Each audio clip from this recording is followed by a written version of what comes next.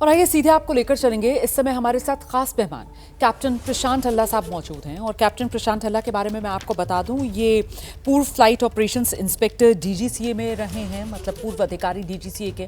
और ज़रा कैप्टन ढल्ला से समझते हैं। कैप्टन ढल्ला, अभी तक जिस तरीके की इंफॉर्मेशन हमारे सामने है, ये विमान हादसा जिस तरीके से हुआ है उसको लेकर जो अलग अलग एक्सपर्ट्स हैं उनकी अलग अलग राय सामने आ रही है। सर, आपका अनुभव और आपका असेसमेंट क्या कहता है, ये हादसा क्यों और कैसे हुआ होगा?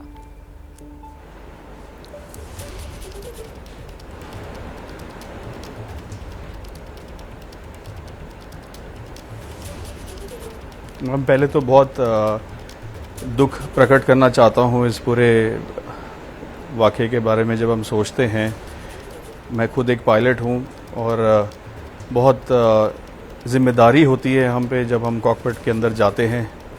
छोटे बच्चे, बुज़ुर्ग, बीमार, हर किस्म के यात्री गणों को लेके जाना अपनी मंजिल तक, बहुत ज़िम्मेदारी का कारण ये हमारे ऊपर रहता है। बात करें इस एयर इंडिया विमान 171 की, तो एक बोइंग 787 ड्रीम लाइनर जहाज़ जो कि 2014 से सर्विस में है एयर इंडिया में।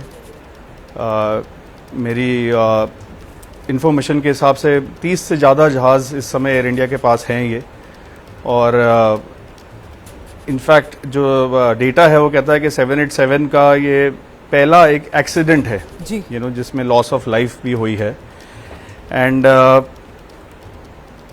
इमीडिएटली आफ्टर टेक ऑफ, अभी तक हम ये अंदाज़ा लगा रहे थे कि अहमदाबाद की जो हवाई पट्टी है, जिसका जो एक ही वहाँ पे रनवे है 0523, तो उस रनवे पे पहले हमें ये लगा कि भाई इन्होंने मिडिल रनवे से टेक ऑफ करा, फुल लेंथ रनवे नहीं लिया। बट फिर हमने जब और रिसर्च पे हम गए तो हमने देखा नहीं, पायलट ने पूरा अपने SOP फॉलो करके फुल रनवे टेक ऑफ किया।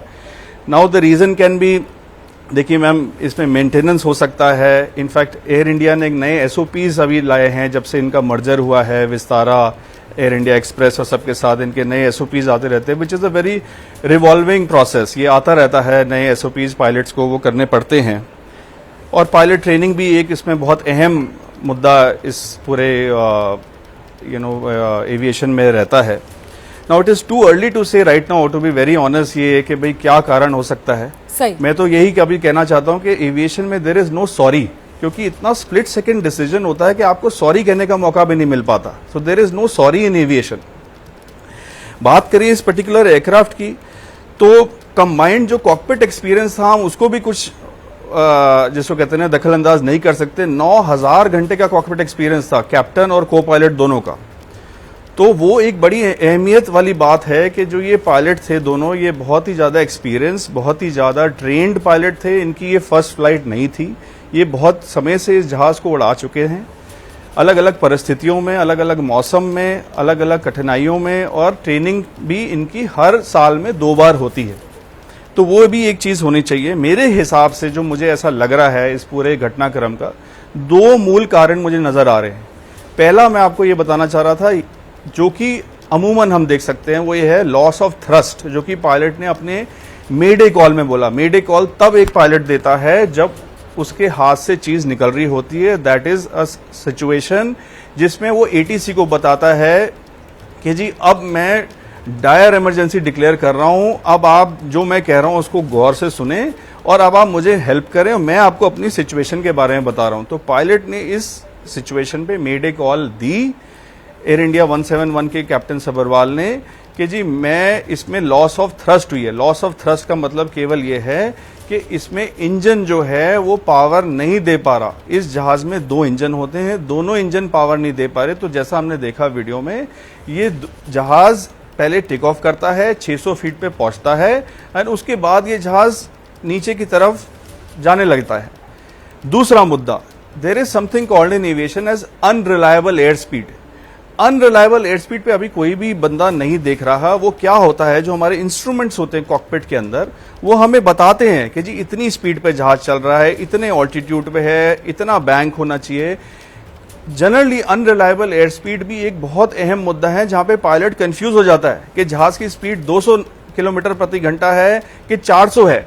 अब जिस सिचुएशन के हिसाब से टेक ऑफ होता है उसमें एक पर्टिकुलर स्पीड होती है जिसको रोटेशन स्पीड कहते हैं, उसके बाद टेक ऑफ स्पीड कहते हैं। उस स्पीड पे अगर जहाज नहीं है तो pilot, there is a possibility कि कि पायलट जो उस समय है कंफ्यूज हो जाता है, एयरक्राफ्ट मैल फंक्शन कर जाता है कि जी नहीं स्पीड उस समय दिखा रहा है 400 नॉट्स की या 500 नॉट की। उस समय आपका जो करेक्टिव एक्शन होता है उसके लिए भी पायलट ट्रेंड होता है। ये भी हमारे ट्रेनिंग का एक बड़ा अहम पार्ट होता है। तो ये दो चीज़ें मुझे लगता है कि is one of the prime reasons कि ये दुखद घटना घटी।